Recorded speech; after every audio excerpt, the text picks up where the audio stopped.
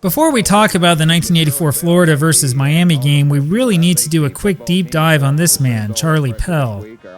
Though he's been mostly forgotten these days, Charlie Pell really qualifies as a legendary college football coach for good and bad reasons. After success at Jacksonville State and a defensive coordinator stint with Virginia Tech, Pell took over the head coaching duties at Clemson in 1977. By 1978, the very next year, Pell had turned Clemson into a very competitive team. And then Pell moved on to Florida, where he really became a legend. Yeah, Florida was simply awful in 1979. That was Pell's first year there as a head coach. Florida's winless 1979 season was the worst single season in the history of the program, and as you can see, the team really wasn't close in any of the games. By 1983, however, Pell had turned Florida into one of the best college football teams in the country. Florida was dominant in 1983, winning 9 games, including the Gator Bowl against Iowa. That was good enough for third place in the old Southeastern Conference, as well as number 6 ranking in the national polls. Despite all of this, the big headline in 1984 was that Charlie Pell was being forced to resign. Let's look at what happened. Clemson was the first to fall. At halftime of the 1981 Penn State Pitt game, ABC showed a segment on an NCAA investigation into Clemson's recruiting practices. Unfortunately, the copy of that game that circulates does not have the halftime coverage. But thankfully, the Greenville News printed an exact transcription of the broadcast.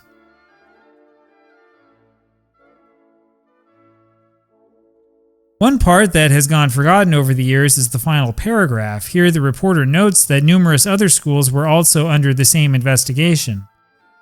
Now, the investigation did nothing to impact Clemson immediately. The Tigers wound up winning the national championship in 1981. Ironically, it's because Pitt lost that game to Penn State. Clemson was found guilty of numerous violations, though, including at least 10 that went back to Charlie Pell's tenure as head coach. Yeah, it feels a little bit quaint to go back and read through all of this. It's the stuff that you expect for the most part. You know, boosters giving star players a free car, maybe a ride to get to this place, help to allow the family to attend games, giving cash bonuses for signings, and so on. It always seems strange to me that the powers that controlled college football were so strongly opposed to paying the players who put their health and their lives on the line in the name of the school. But I guess that's a discussion for another time. In December 1982, the same month that the NCAA imposed its sentence on Clemson, the NCAA formally began an investigation into Charlie Pell. The pressure on Pell increased to the point where he formally resigned as head coach of Florida in late August. That was just a few days before the season began. And of course, the same boosters that engaged in shenanigans expressed their shock and outrage that Pell would do such a thing. Pell's deal with Florida allowed him to remain as head coach for the 1984 season. 3 weeks later, however, Pell was formally dismissed. This is after the NCAA issued a huge penalty on Florida, but we'll get to all of that later. Well, in the end, Charlie Pell wound up being the fall guy. No school would hire him to coach college football again, despite his obvious talent for it. He wound up passing away in 2001 and would sadly not live to see the day where many of his recruiting practices would become legal. Well, at least one person agrees with me that Pell was the fall guy here. Anyway, the Charlie Pell story was really the biggest story of the day when Florida and Miami met in Tampa.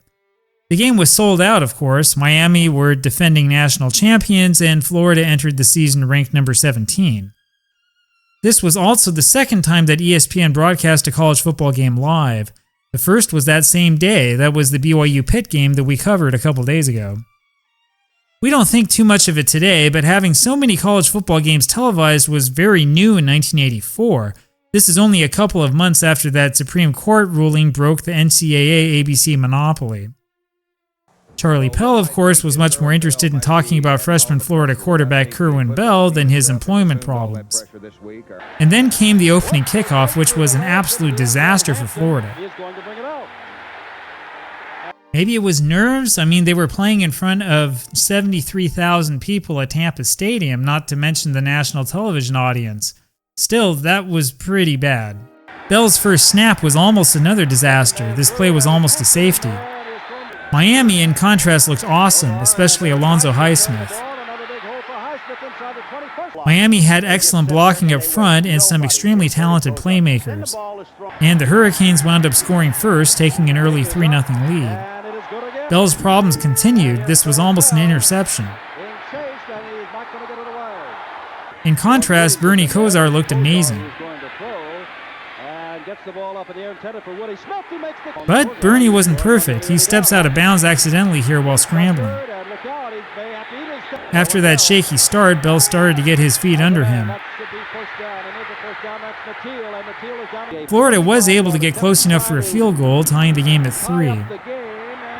Lorenzo Hampton broke off a huge run for Florida a short while later, and Florida took a 10-3 lead.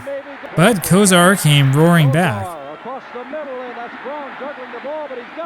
That drive led to another Miami field goal, and it was now 10-6.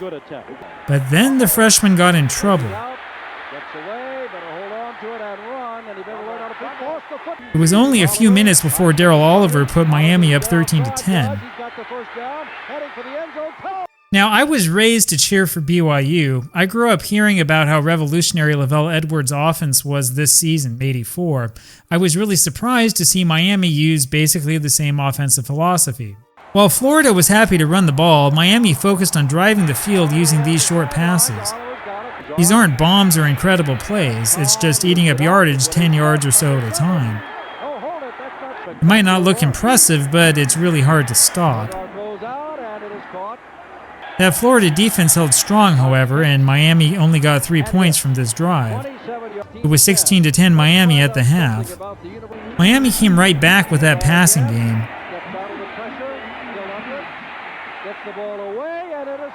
It looked like Miami was destined to score again.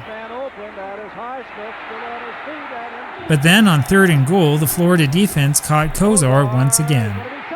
That led to another field goal. It was now 19-10 Miami. Florida did manage to get close enough for this field goal to cut the lead to 6 again. And that's when the defenses started to take over. There were a lot of questions going into this game about Miami's defense. Honestly, I'm really not sure what to say about them. There are drives where they look great, and then there are drives where they would give up yardage like it was going out of style. Miami's punter made a huge mistake here when he dropped the football. Florida's drive stalled, however, and they missed the field goal. But Florida had another chance and tried to score with a little bit of trickery. On a big 4th and 5 situation, Bell called his own number, pushing forward to just barely get the first down. This touchdown was almost guaranteed. It was now 20-19 Florida with 41 seconds left. This game was a lot closer than people remember, I'll tell you that. Kosar, however, simply couldn't be denied. Seriously, this is like watching a seasoned NFL veteran. Focusing on passing worked like a charm.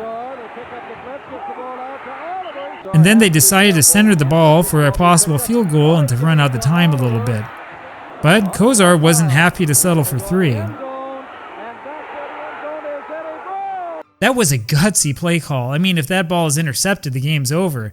Everybody expected another run to force Florida to burn its last time out. Throwing a pass in that situation is completely crazy. Florida's last-minute pass was picked off.